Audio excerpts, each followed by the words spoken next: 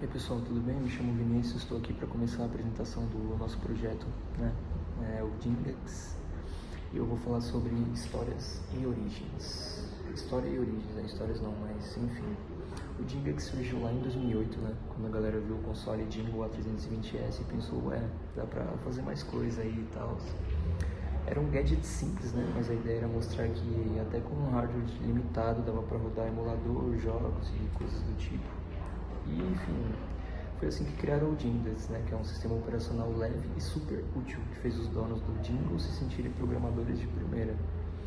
Mas, enfim, a melhor parte é que a galera do código aberto abraçou a ideia e o Jingle foi crescendo, virando uma plataforma cheia de possibilidades. Enfim, agora vocês já sabem a origem, vou passar a bola pro pessoal aí, espero que curtam a nossa apresentação, beleza?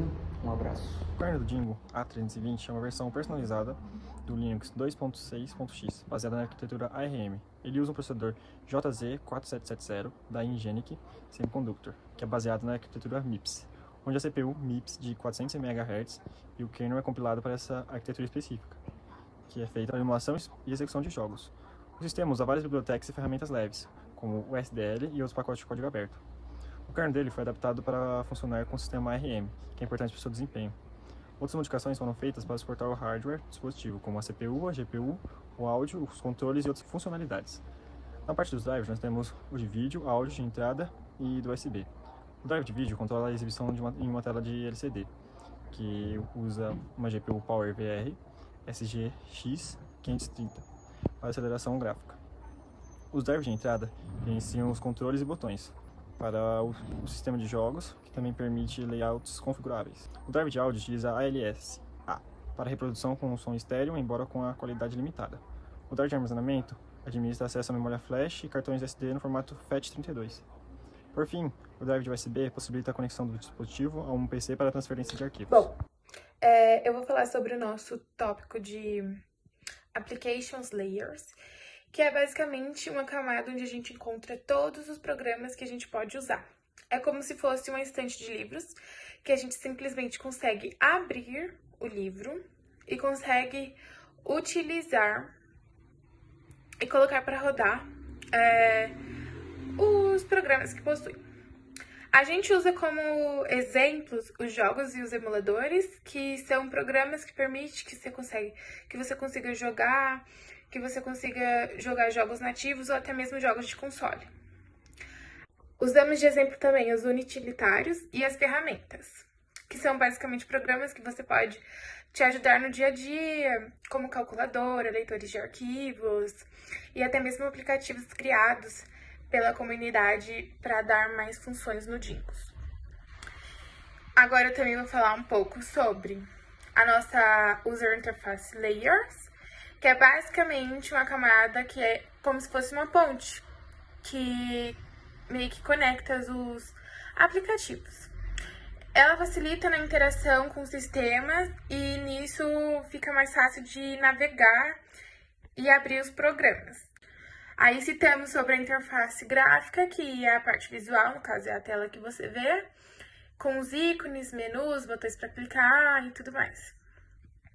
E a linha de comando, que ela serve para quem prefere digitar comandos, essa parte que permite o acesso direto aos aplicativos e sem a interface gráfica. Olá!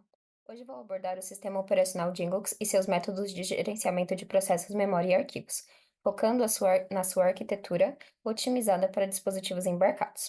Primeiramente, no gerenciamento de processo, o Jingox ele adota uma política de escalonamento simples e eficiente, que é ideal para dispositivos com baixa capacidade de processamento. O sistema utiliza também um escalonador preemptivo, que organiza a alternância entre processos para minimizar o tempo de resposta e evitar o uso desnecessário da CPU. E essa abordagem ela permite um multitasking controlado, assegurando que processos críticos tenham prioridade no uso do processador.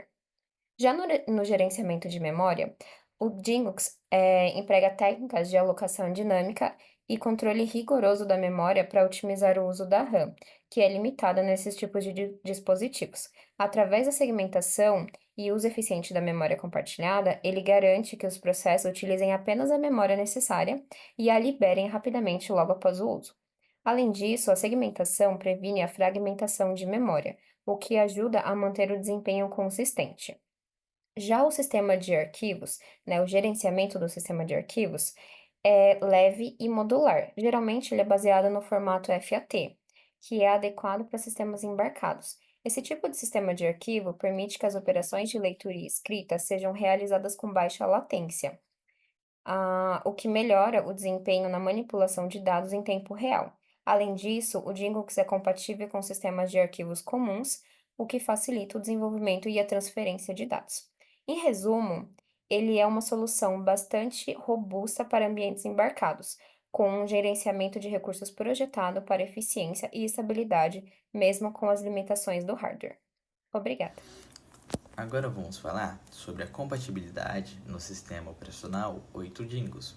O principal destaque do 8 Dingos é o suporte a uma ampla gama de emuladores como o Nintendo Entertainment System, o Super Nintendo, o Mega Drive e o Game Boy Advance. Essa compatibilidade é ampliada ainda mais graças ao uso do RetroArch, que otimiza os gráficos e garante que alguns emuladores funcionem da melhor maneira possível, mesmo com os dispositivos com hardware limitado. Mas existem alguns desafios, e alguns desses desafios vai depender do jogo, que talvez exija mais recursos ou pode apresentar bugs, especialmente se o hardware do dispositivo for mais fraco. Além disso, certos emuladores precisam de ajuste específico, como BIOS próprias, para não rodarem sem problemas. Ainda assim, a comunidade dedicada do 8 Dingos faz um bom trabalho, lançando atualizações, compartilhamento de guias detalhados que ajudam a resolver muito desses problemas, tornando esse sistema uma das melhores opções para quem adora. Eu vou falar rapidamente sobre o Dingles e como ele se compara com outros sistemas. Bom, o Dingles ele é um sistema leve, baseado em Linux. Ele é ideal para jogos retrô em dispositivos portáteis, mas é limitado em aplicativos. Já comparado com o Android, ele oferece uma interface mais simples e menos peso, enquanto o Windows ele traz flexibilidade, porém requer mais recursos. Já o RetroAct ele é excelente para emulação, mas ele não é um sistema completo, enquanto o Raspberry Pi OS é personalizável e leve para jogos retrô. E o SteamOS é otimizado para jogos da Steam, mais limitado fora desse ambiente. Bom, a escolha do sistema depende da necessidade de leveza, compatibilidade ou biblioteca.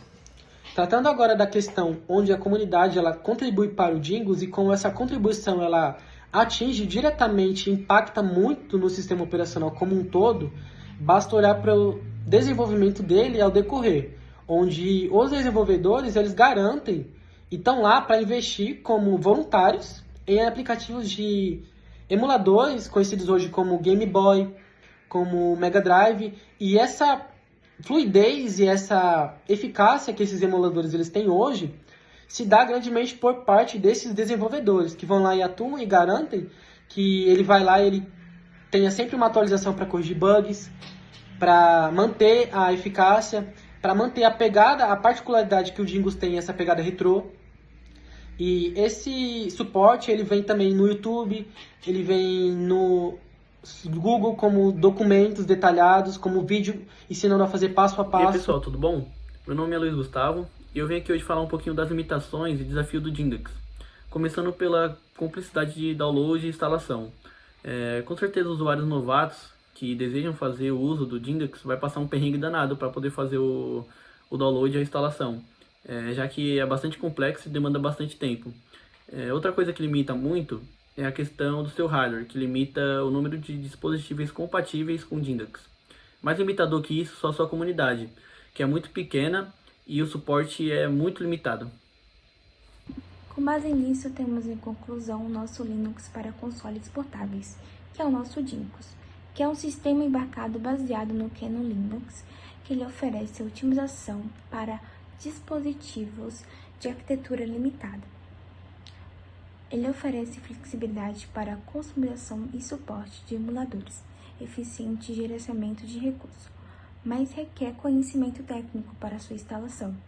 Apesar da sua limitação em tarefas e demandas, ele é muito popular entre jogadores retrôs, pela sua capacidade de rodar vários sistemas de emulação. Com base nisso, finalizamos nosso trabalho.